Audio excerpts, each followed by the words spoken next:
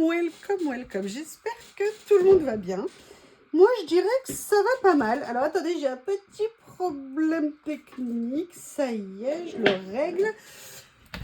Alors, je vous fais cette vidéo parce que vous avez vu... Oh là là, il y a quelque chose qui a collé dessus. C'est un morceau de stickers. Ah non, alors c'est un coup de... Oh, j'ai déjà mis un coup de cutter. D'accord, génial. Excusez-moi, décidément. Je vous ai montré récemment, alors je ne sais pas si vous aurez vu la dernière page quand je vous mettrai cette vidéo, je vous ai présenté l'idée d'un album déstructuré avec des matrices de découpe que j'avais acheté chez Journal Sec, que j'adore, hein, vous savez, je les trouve vraiment super. Et c'était aussi l'utilisation de papier épais que j'avais eu dans des lots. Et c'était un moyen de vous proposer, entre guillemets, de réutiliser ces papiers en les considérant comme des papiers de fond.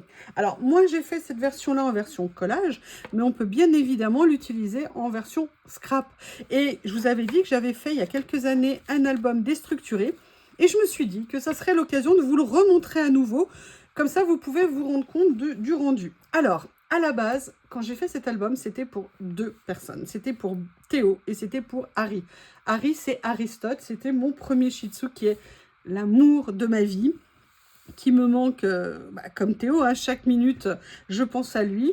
Et en fait, j'avais eu envie de faire un album sur les deux, pour le bonheur qu'il m'apportait, mes deux amours, et aussi parce qu'à l'époque, je l'avais fait qu'avec quasiment des produits Action, parce que Action avait sorti une collection de papier qui m'avait fait totalement craquer, et je l'ai vraiment utilisé au maximum.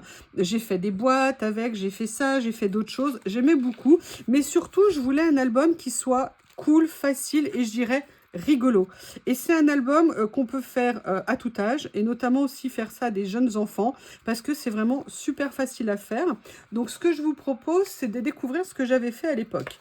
Alors, comment je l'avais fait? Je vous avais dit, je ne voulais pas rentrer dans une taille, vous savez, classique d'album, toutes les pages le même taille, le même format, des pochettes, des sous-pochettes, des cachettes. C'est pas que j'aime pas, c'est que là, à ce moment-là, j'avais vraiment envie de faire quelque chose de très simple. Et moi, alors que c'est pas du tout mon style, j'avais même fait un petit bijou d'album assorti aux couleurs des papiers. À la base, ce qui m'a fait partir aussi sur l'idée de cet album, c'était vraiment cette collection de papiers. Ils avaient sorti 2 collections cet été-là qui m'avaient fait totalement craquer. Et j'avais vraiment eu envie de faire quelque chose. Donc en fait, ce que j'ai fait, c'est que j'ai pris tous mes vieux dies, vous savez, de chez Action. À une époque, Action avait sorti des vieux dies, des dies, des matrices de découpe de grande taille. Et je m'étais dit que c'était justement l'occasion de venir les utiliser et de faire un album qu'avec des pages différentes. Et vous voyez là, par exemple, j'avais pris celui qui était en forme de nuage. Là, j'avais pris celui qui était en forme de cœur. Donc, vous voyez. Et après, j'étais venue prendre cette collection de papier et faire des petites décos.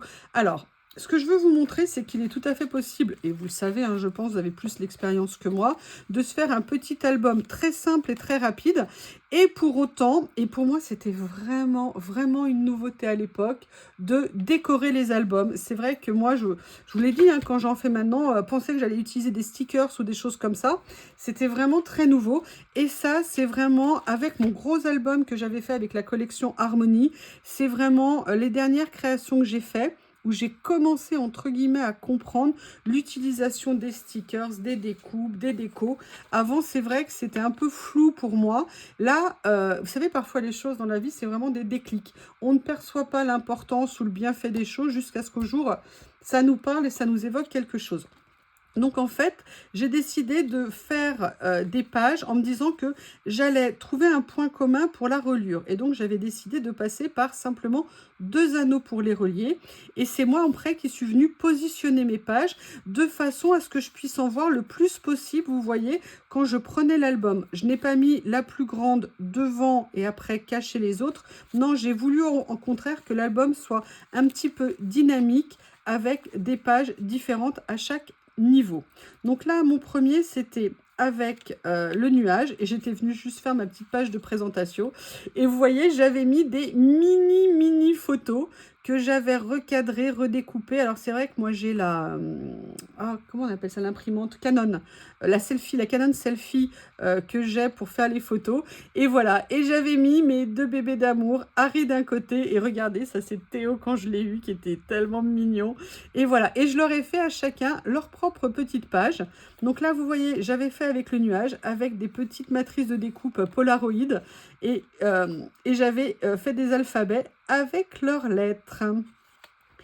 Au verso, alors vous voyez, il y a encore de la colle, ça c'était Harry. Et j'ai essayé de mettre à chaque fois, vous voyez, des petits mots, des petites choses qui représentaient le sentiment que m'évoquait la photo. Et là, vous voyez, c'est une photo que j'étais venue découper un peu dans tous les sens. Et il y a aussi une chose que j'ai fait avec cet album, c'est que ça ne me dérangeait pas si ce que je mettais, vous voyez, dépassait, entre guillemets, des pages. C'était pas obligé d'être rempli pile poil de la taille de la page. Donc là, vous voyez, j'avais mis le cœur. Après, j'ai mis le rond de mon petit Théo tout bébé. Il était tellement mignon, mais tellement mignon.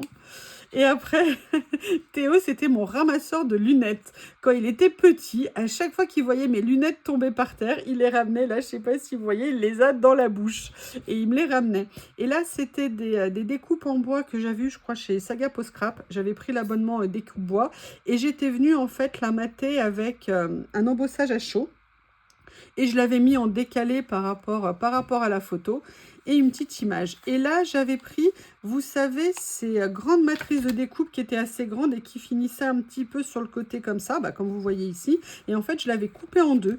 Donc, j'avais regardé la proportion qui me plaisait pour que ça dépasse des premières et qu'après, on envoie un morceau, mais que ça ne fasse pas non plus trop grand. Alors après, j'aurais pu la faire replier, mais pour l'instant, c'était comme ça que je voulais le faire. Donc là, j'avais fait mon Harry qui se mettait, mais alors à ras le carrelage pour avoir un petit peu de fraîcheur.